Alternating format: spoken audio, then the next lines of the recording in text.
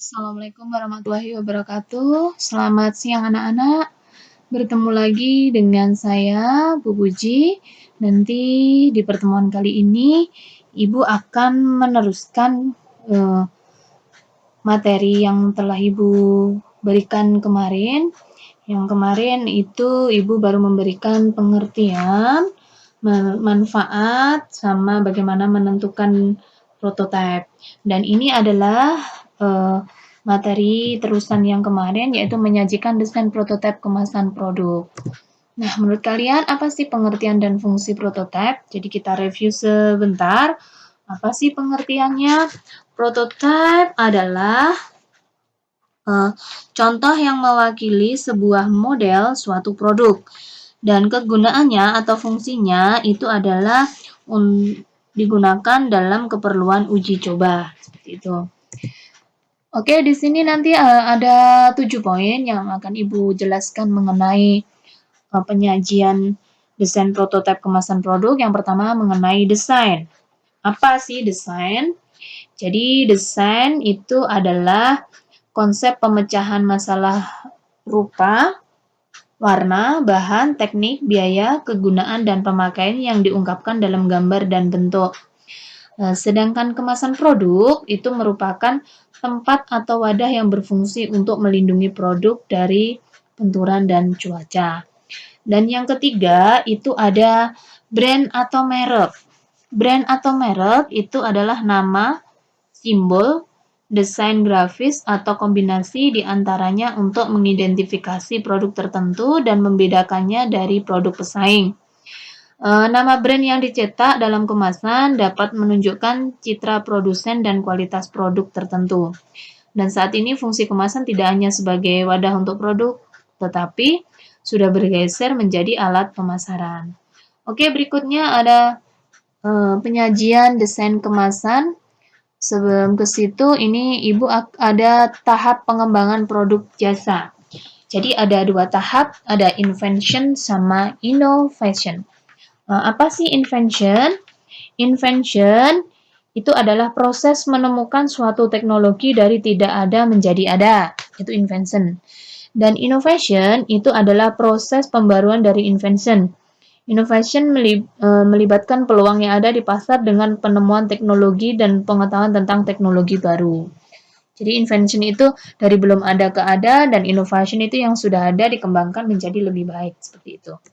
Oke, and then ada penyajian desain kemasan. Apa sih penyajian desain kemasan?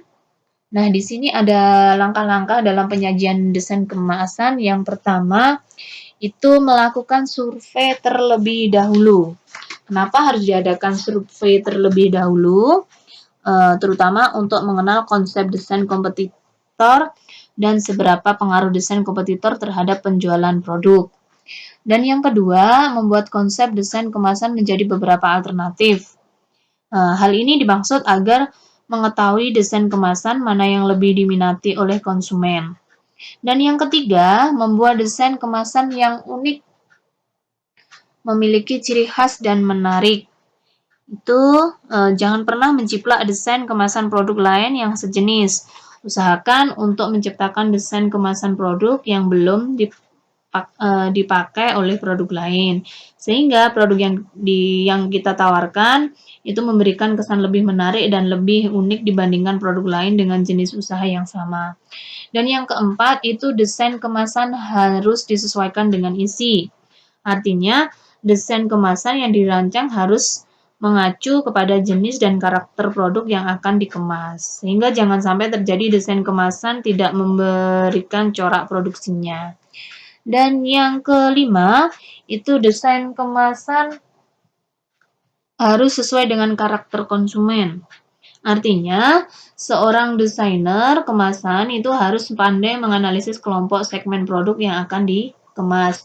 Dan dengan demikian, desain kemasan yang dibuat bukan hanya pada bagus atau tidaknya dari sisi grafisnya, tapi bagaimana desain yang diciptakan tersebut selaras dengan sasaran pasar yang dibidik, sehingga calon konsumen tidak merasa asing dengan desain kemasan yang dibuat. Itu adalah hal-hal yang harus diperhatikan dalam penyajian desain kemasan.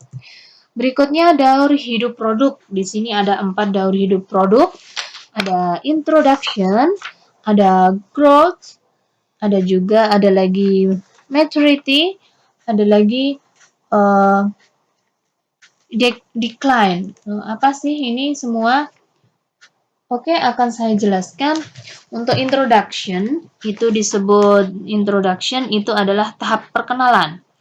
Jadi pada tahap ini barang mulai dipasarkan dalam jumlah yang besar walaupun volume penjualannya belum tinggi. Dan yang kedua ada growth, itu adalah tahap pertumbuhan.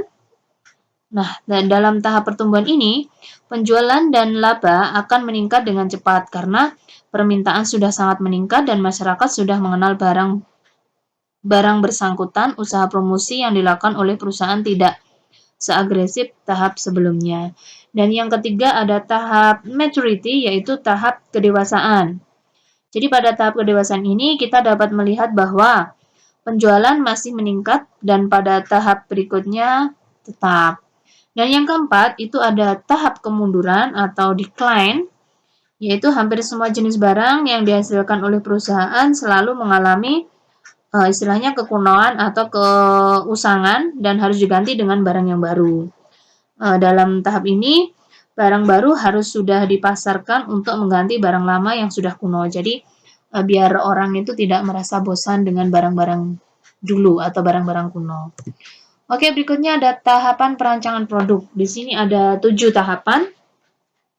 Yang pertama ada market research.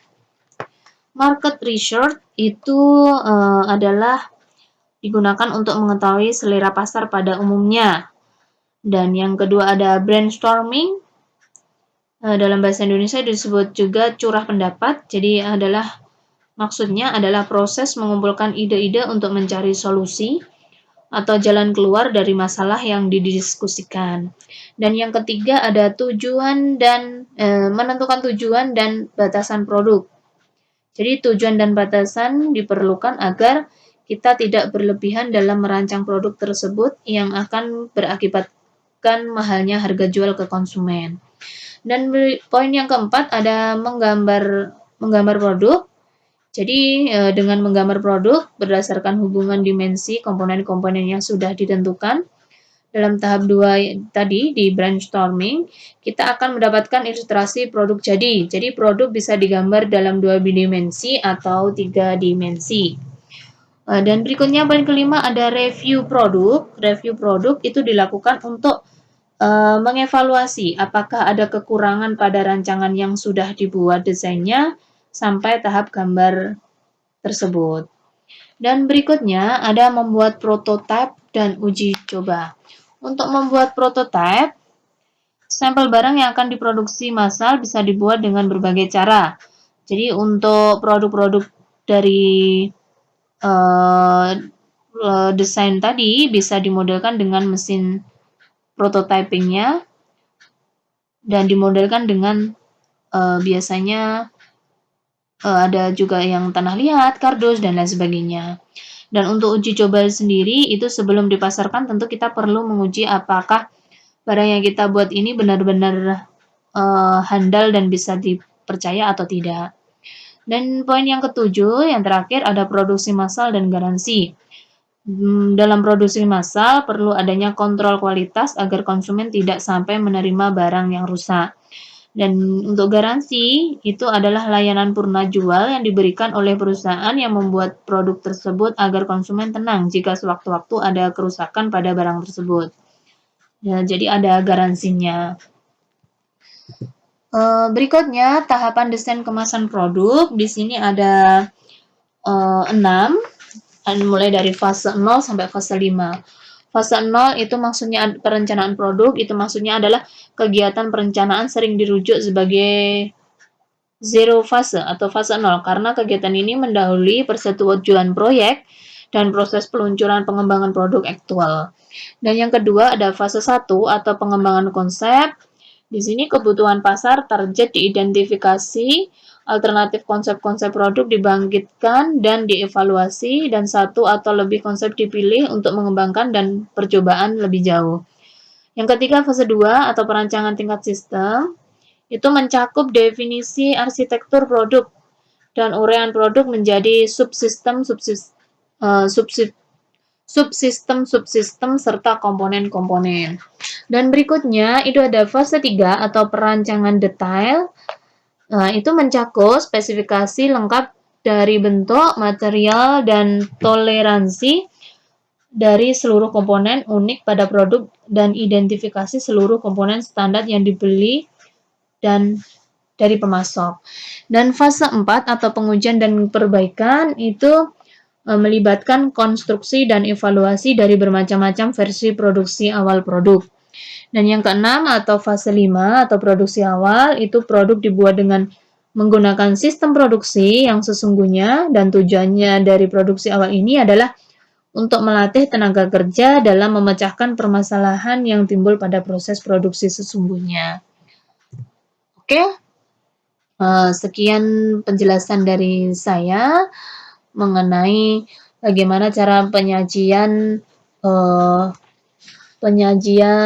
desain prototipe kemasan produk. Di sini ada tugas individu. Tugasnya ditulis di buku tulis, ada 2. Yang pertama, buatlah desain kemasan produk sabun cuci tangan. Dan yang kedua, buatlah suatu ide mengenai rancangan produk makanan. Jadi tugas kalian 2 ditulis di buku tulis dan jangan lupa dikasih tanggal. Oke, cukup sekian dari saya. Semoga bermanfaat untuk kalian. Dan terima kasih, selamat belajar dan